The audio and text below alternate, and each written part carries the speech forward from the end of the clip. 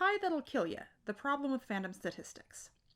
I keep noticing everyone from YouTubers to fan studies students making assumptions about fanfiction based solely on the archive of our own.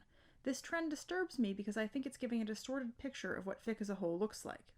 There are 3 large fanfic archives on the internet: the archive of our own, fanfiction.net, and Wattpad.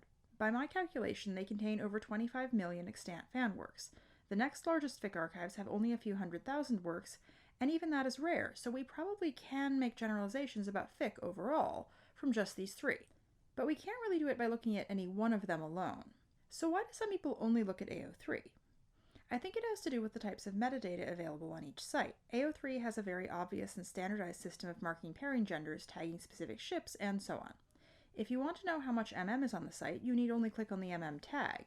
Fanfiction.net, in contrast, primarily marks fics by genre, and its list of genres is rather different from what's commonly tagged on AO3.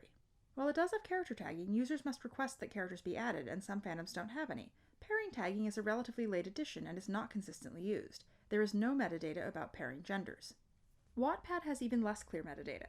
Fanfic is all lumped into one category with no official tags for fandom names, and the whole site is driven by popularity metrics. You cannot easily look at an index of everything posted, and there are no clear numbers showing how big the site is. AO3 data is easy to get, this other data is more difficult, and so I see a lot of similar AO3 charts and a lot of people assuming that these other sites are about the same with maybe a little more head. Here are recent AO3 numbers. For this chart, the FM, Gen, MM, and FF slices represent works where that was the only category listed. Anything with multiple categories, no category, or just multi or other is in the multi and other slice, for reasons you'll see in a minute. Now, many of us try to contextualize the AO3 numbers, explaining that other sites look different, but humans are visual. A nice pie chart will always stick in our brains better than a textual footnote.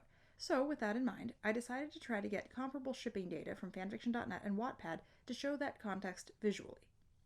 This requires taking a random sample of each site and hand classifying it. We can also use this method to estimate the site's sizes based on how many URLs lead to actual fics. Here are my findings for fanfiction.net and for Wattpad. For these graphs, anything with multiple ship types or that I found impossible to classify is in the multi and other category. This method involves a lot of gray area. How do you classify a fic where a canon couple investigates a mystery together, or where one half of a canon couple fights with their in-laws about their relationship? I think you could make an argument either way depending on the exact style and content of the fic. On Wattpad, where a lot of fic is explicitly about romance between a famous guy and a self-insert, this is easier. On fanfiction.net, where there's more plotty adventure fic, it's difficult to determine the boundary between head and gen. MM and FF, however, tend to be more clearly marked, often with warnings. So, when people are trying to analyze fanfic fandom as a whole, and they're only looking at this, I think they're missing that when you look at all 3 archives, the big picture probably looks more like this. We can't make accurate assumptions about why AO3 looks the way it does without understanding that it's unusual, and I think that unusualness goes beyond historical accident. I think the existence of ship categories is actually driving this difference. Look at Audible Escape, which was an audiobook service geared towards romance novels. Browsing choices got as specific as hockey player or fake relationship, and as general as, well, literally every type of queerness lumped into one category. It wasn't set up to search for genders plus tropes. The fake relationship results certainly include MM and FF, but it's a tiny fraction of the whole. A fan of straight stuff can easily scroll past what they don't want. A fan of queer stuff, not so much. This is very typical of bookstores and mainstream media and many fanfiction archives. In most spaces not explicitly geared towards queerness, heterosexuality is very literally the unmarked default. It's unnecessary to label it because it's so pervasive. Media Miner, a mid-size fic archive, has 4 categories for explicit and less explicit MM and FF, but no category at all for straight content.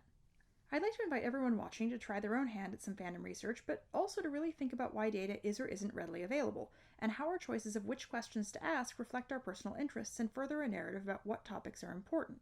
I could just as easily have talked about how AO3 doesn't have a standardized list of genres, so searching for plotty fic can be tricky.